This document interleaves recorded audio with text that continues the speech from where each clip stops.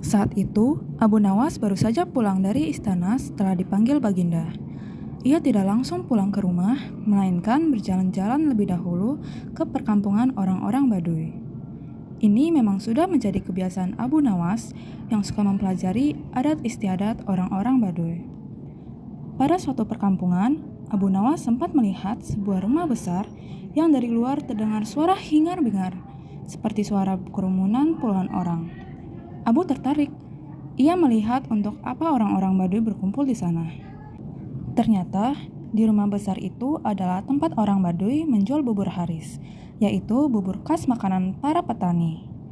Tapi, Abu Nawas tidak segera masuk ke rumah besar itu. Ia merasa lelah dan ingin beristirahat. Maka, ia terus berjalan ke arah pinggiran desa.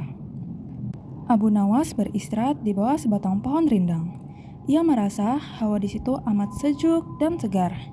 Sehingga tidak berapa lama kemudian, ia mengantuk dan tertidur di bawah pohon.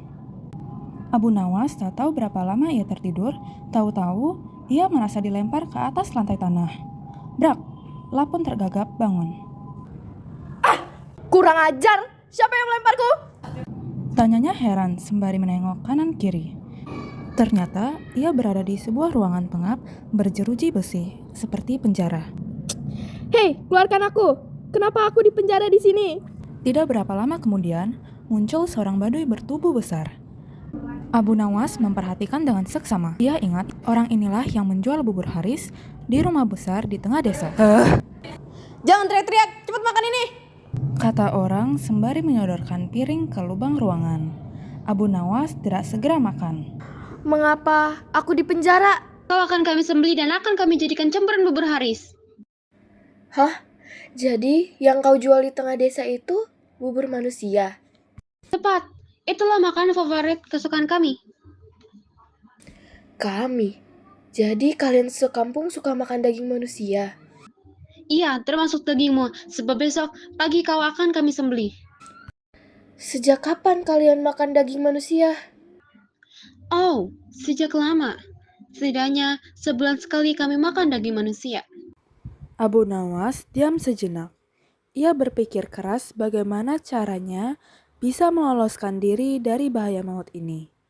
Ia merasa heran, kenapa Baginda tidak mengetahui bahwa di wilayah kekuasaannya ada kanibalisme, ada manusia makan manusia. Barangkali para menteri hanya melaporkan hal yang baik-baik saja. Mereka tidak mau bekerja keras untuk memeriksa keadaan penduduk. Pikir Abu Nawas. Bagi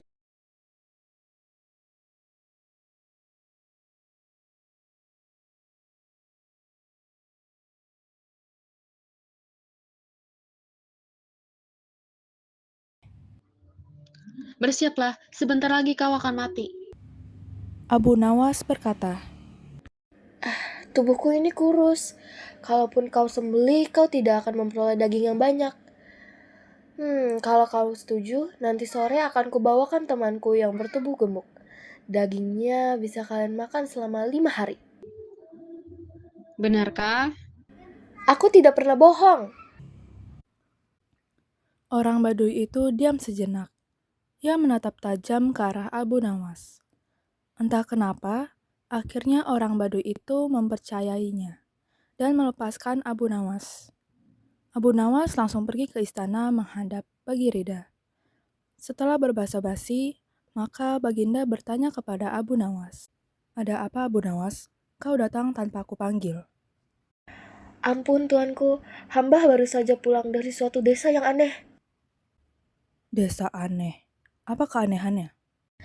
Di desa tersebut, ada orang menjual bubur haris yang khas dan sangat lezat. Di samping itu, hawa di desa itu benar-benar sejuk dan segar. Aku ingin berkunjung ke desa itu. Pengawal, siapkan pasukan. Ampun tuanku, jangan membawa-bawa pengawal.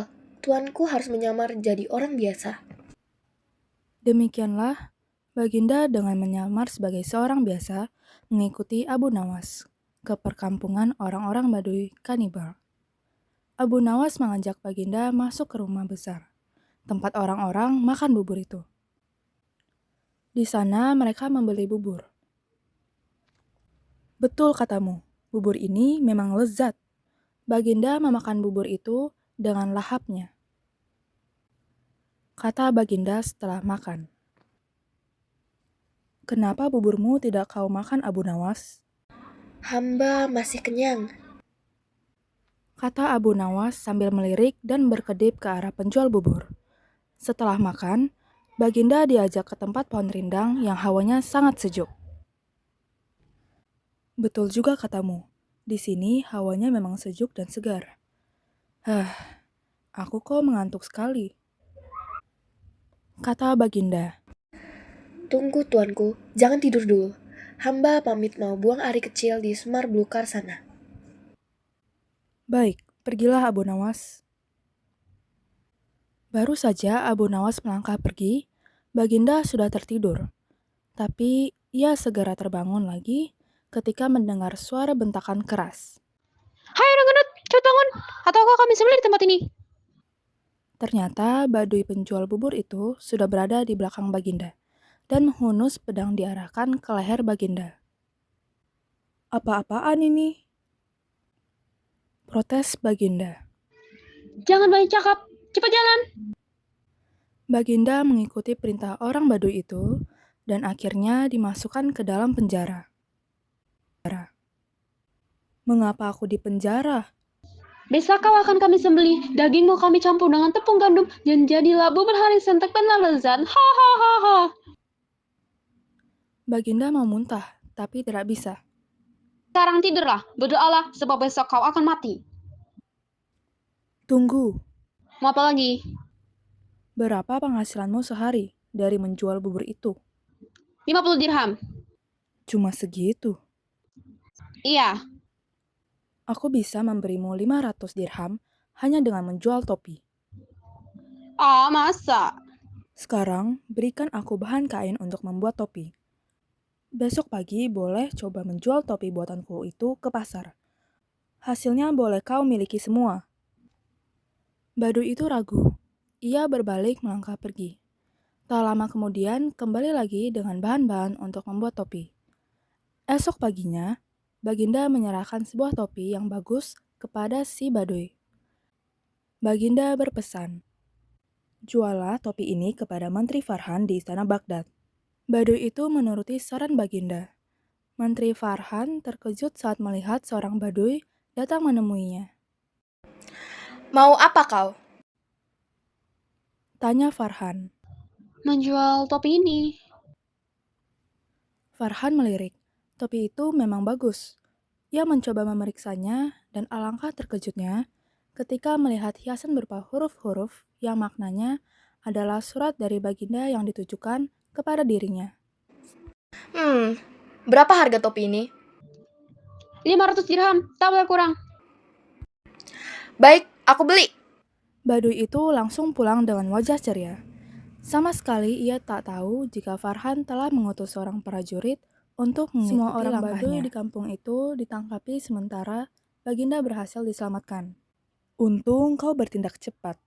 Terlambat sedikit saja, aku sudah jadi bubur. Kata Baginda kepada Farhan. Semua ini gara-gara Abu Nawas. Benar, tapi juga salahmu. Kau tak pernah memeriksa perkampungan ini, bahwa penghuninya adalah orang-orang kanibal. Bagaimanapun, Abu Nawas harus dihukum. Ya, itu pasti. Hukum mati. Sahut Farhan.